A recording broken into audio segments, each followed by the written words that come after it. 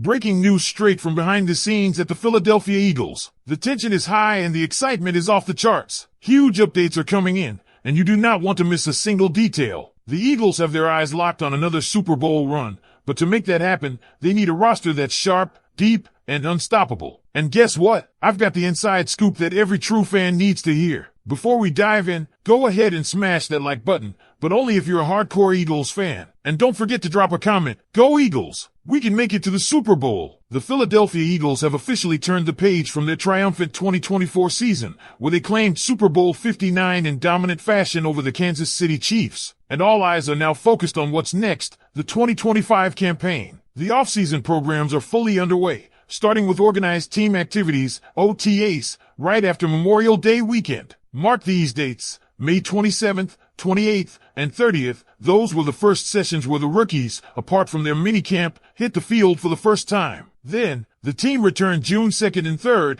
took a quick breather on the 4th, and got back to it on the 5th. But the big date circled on everyone's calendar is June 10th, when the mandatory minicamp kicks off, meaning the entire squad, no exceptions, will be present and locked in. Now, a key storyline here is the debut of new offensive coordinator Kevin Patullo. Stepping in after Kellen Moore left to become the Saints head coach, Patullo, Nick Sirianni's right-hand man, is poised to introduce some much-needed changes. Let's be honest, in 2023, under Brian Johnson, the Eagles' offense got stale. It became predictable, defenses adapted, and the explosiveness that had defined them in 2022 was muted. That's why this change is crucial. Sirianni has absolute faith in Patullo, and there's real hope that this offense will evolve, introducing more modern concepts, think pre-snap motions, better balance between run and pass, and overall more unpredictability. The Eagles' offense already boasts the personnel to be one of the most dynamic in the league, and Patullo's creativity will be under the microscope. A more balanced approach seems likely, and frankly, that could be a good thing. But let's be real, we all want to see the Eagles pushing defenses back on their heels with aggressive plays and high-octane production. Another significant storyline centers on first-round pick Jihad Campbell. The Eagles traded up one spot to secure him, viewing him as a top 10 player on their board and arguably the best off-ball linebacker in this year's draft class. Not only that, but he also brings edge rushing ability. The only hiccup, he's coming off a labrum injury. As of now, he wasn't expected to be ready for OTAs and might miss much of training camp too. But if the team gets a positive health update on him soon,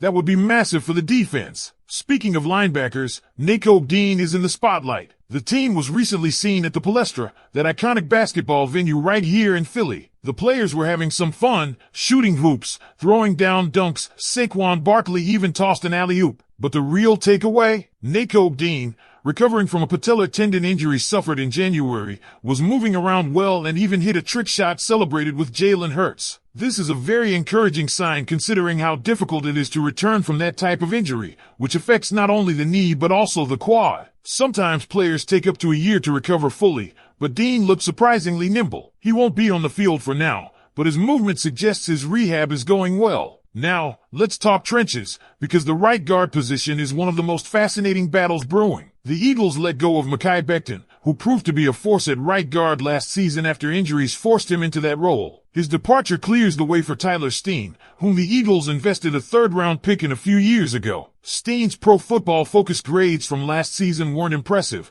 but he has positional versatility. He's played tackle, left guard, and right guard. Remember, in the NFC Championship game, he stepped in admirably for Landon Dickerson. The Eagles made the strategic decision to let Becton walk for $10 million annually, signaling their confidence in Steen. But he'll have to prove he deserves that trust. He'll be pushed by several contenders: Trevor Keegan, drafted this year out of Michigan; veteran Matt Pryor, who played well for the Bears last year; Kenyon Green, a former first-round pick; and maybe even Cameron Williams or Holland Pierce. This is an open battle, and it will be crucial to see who rises to claim that starting job. Defensively, the Eagles are looking to reload after some significant departures. Josh Sweat and Milton Williams are gone, but the team is still loaded with young, high-upside talent along the defensive front. New defensive coordinator Vic Fangio will have a lot to work with. Despite the free agency losses, this remains one of the NFL's deepest and most talented rosters, which is why the Eagles are co-favorites, along with the Chiefs, to win Super Bowl 60. That showdown will take place at Levi's Stadium in Santa Clara, California, home of the 49ers. The current odds? Eagles at 6-1,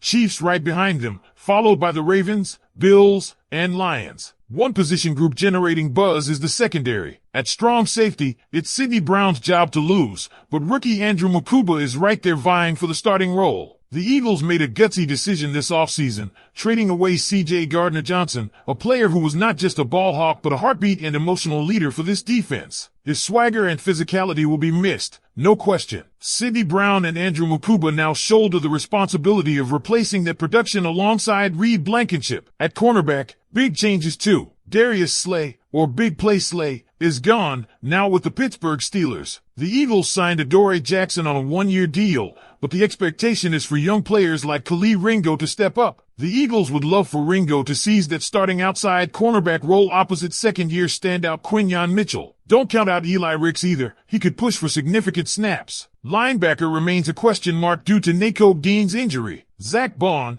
who the Eagles wisely re-signed to a $17 million per year deal, is entrenched as one of the starters after a Defensive Player of the Year caliber 2024 season. But who starts alongside him? Jeremiah Trotter Jr. is in the mix, along with Smile Mondon and potentially Jahad Campbell once healthy. That spot is wide open. Then there's the running back situation. Saquon Barkley was a workhorse last season, eclipsing 2,000 yards. But the Eagles will want to manage his workload in 2025 to keep him fresh for another playoff run. That raises the question, who will be the RB2? Rookie Will Shipley, with his dual threat ability, could be the guy. Or will it be the bruising veteran A.J. Dillon? Either way, it will be key to find someone capable of spelling Barkley and keeping the ground game dangerous. So much is happening as the Eagles prepare for the 2025 season, and every storyline carries weight for this team's Super Bowl aspirations. What do you think about all these changes and battles brewing? Who do you think will step up and make the biggest impact this season? The offensive weapons for the Eagles are already among the best in the NFL,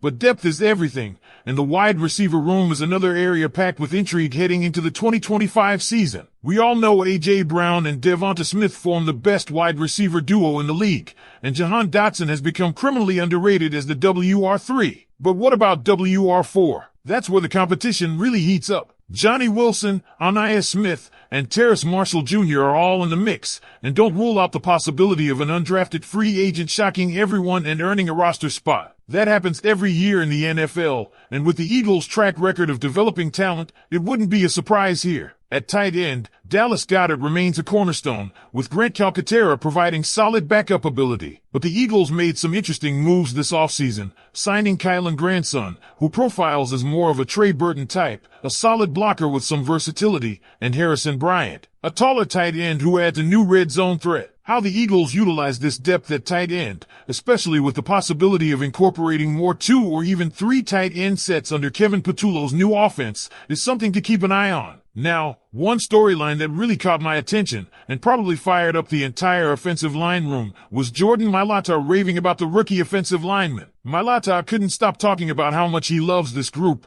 particularly Cam Williams, Drew Kendall, and Miles Hinton. He even mentioned how Kendall, though not a tackle, moves so well